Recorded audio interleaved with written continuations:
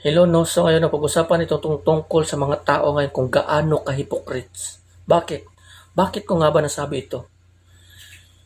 Dito sa atin sa syudad, sa bawat city ng ating bansa, hindi yan mawawala ang mga pulubi na nasa tabi ng kalsada. Di ba?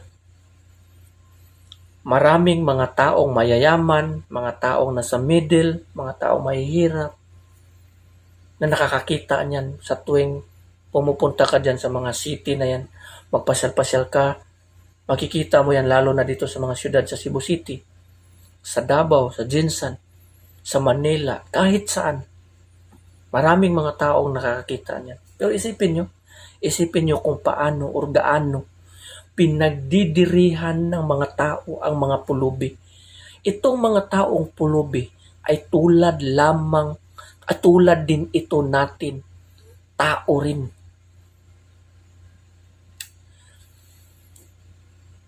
Ngunit, hindi ito napapansin at pinapansin ng mga tao. Hindi nakakaramdam ng awa ang tao sa kanilang kapwa mismo. Bakit? Kasi kung nakakaramdam ka ng awa, bibigyan mo sila ng tulong. Mga pagkain, damit, or ano paman. Kasi ang sa kanila kasi is for survival lang sa araw-araw. Anong sinabi ng mga tao sa kanila? Kompleto naman yung katawan mo, dapat magtrabaho ka. Alam mo ba na doon sa Deuteronomy, inutusan ng Diyos ang tao na huwag kalimutan ang mga needy. Dito rin sa Matthew chapter 6, kung magbigay tayo sa mga needy, inutusan din tayo ng ating Panginoon na magbigay rin sa mga needy or mga pulubi. Pero tignan mo kung gaano ka-hypocrite sa mga tao.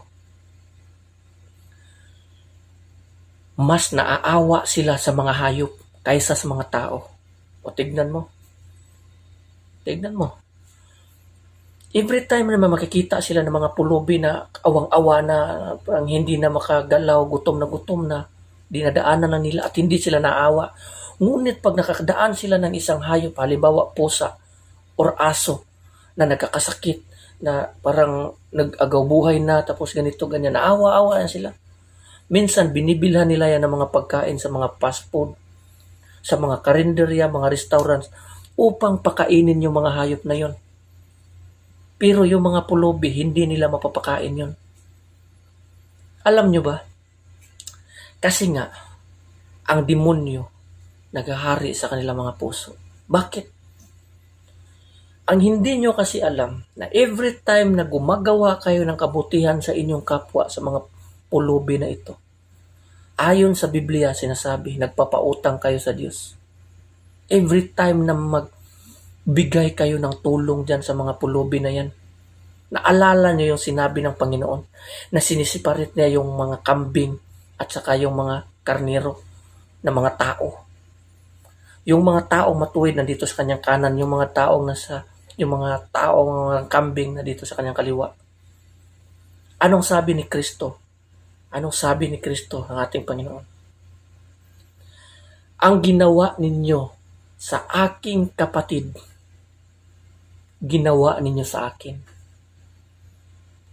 Ngunit kayo na sa kaliwa, ang hindi nyo ginawa doon sa mga tao na pinakamababa na sitwasyon na aking kapatid, na hindi nyo ginawa, ay hindi nyo ginawa sa akin. Hindi nyo ginawa sa akin.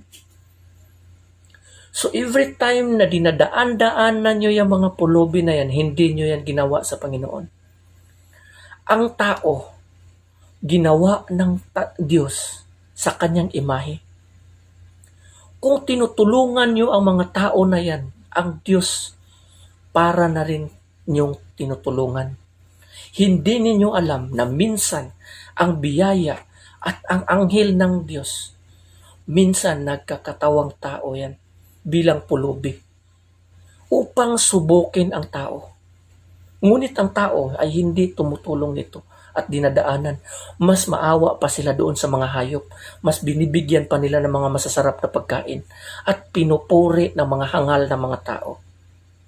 O isipin mo, Isipin mo kung gaano kahangal ang tao at ka-hypocrites. Ang hindi nila alam kasi, ang hindi alam ng mga tao, or alam nila, ngunit sa kahangalan na nagahari sa kanilang puso ang kadiliman at hypocrisy.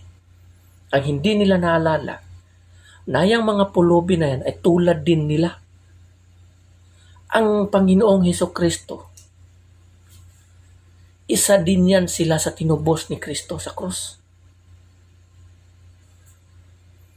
Pagdating sa dulo, baka malaman nyo, pagdating sa dulo, yung nangyayari kay Lazaro at saka doon sa mayaman. Kaya inaanyayahan ko kayo na kung may makita kayo ng mga pulubi, ayon sa kasulatan doon sa Deuteronomy, sinabi ng Panginoon at inuutusan tayo ng Diyos, tulungan nyo sila. Huwag nyo silang kalimutan kasi nga wala silang mamamana dito sa mundong ito dahil nga sa kanilang kahirapan. At yung mga taong yan, kahit na hirap yan, hinihintay pa rin nila ang pagbabalik ng Diyos.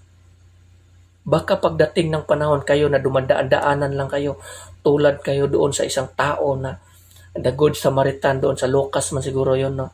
Na may isang tao na binugbog at hinuldap at pinahirapan at muntik nang mamatay. May dumadaan na mga Parisiyo, dumaan lang sa tagiliran, tinignan lang, dumaan lang sa tagiliran. Ganon yung mangyayari. Dinadaanan nyo lang yan. So yung example na yun, na parables na yun, doon nyo yan ma-apply. So mag-ingat kayo. Ang biyaya ng Panginoon, andyan sa kalsada. Andyan sa kanila, hindi nyo nakikita. Kasi nga mas nakikita niyo yung mga hayop, doon kayo naawa sa mga hayop. Mas pinapakain nyo yun kaysa doon sa mga tao na lubos pang nangangailangan. Minsan na may dala kayo ng mga masasarap na pagkain, sila humihingi ng mga pagkain, hindi nyo binibigyan. Ngunit yung mga pagkain na dala-dala nyo, doon nyo binigay sa mga hayop, sa mga pusa, sa mga stray dogs, yung mga kawawa na mga kus. Ay, kasi naawa ako sa mga hayop, pero hindi ka naawa sa kapwa mo tao. Yan ay kahangalan, yan ay hypocrisy. Nakikita ng Diyos kung ano ang iyong ginagawa. At pagdating ng panahon, lahat tayo haharap sa Panginoon. At doon natin malalaman kung ano ang patutunguhan natin for judgment, kung ano ang mangyayari sa atin. So mag-ingat po kayo. Sinasabi ko na, kung gusto nyo ng biyaya, tulungan nyo ang mga needy, mga pulubi, yung mga mahihirap. Pero kung tutulong kayo, sa puso nyo naman, hangad nyo naman sa ibang tao na makita kayo na matuwid kayo, makita kayo ng mga tao para purihin kayo, wag na lang kayong tumulong kasi it's useless. Nakatulong kayo, ngunit akala nyo, kinalulugdan kayo ng Diyos.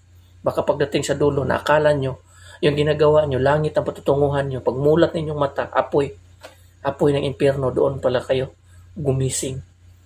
So mag-ingat po kayo, kasi nga nandito yan, nakasulat lahat.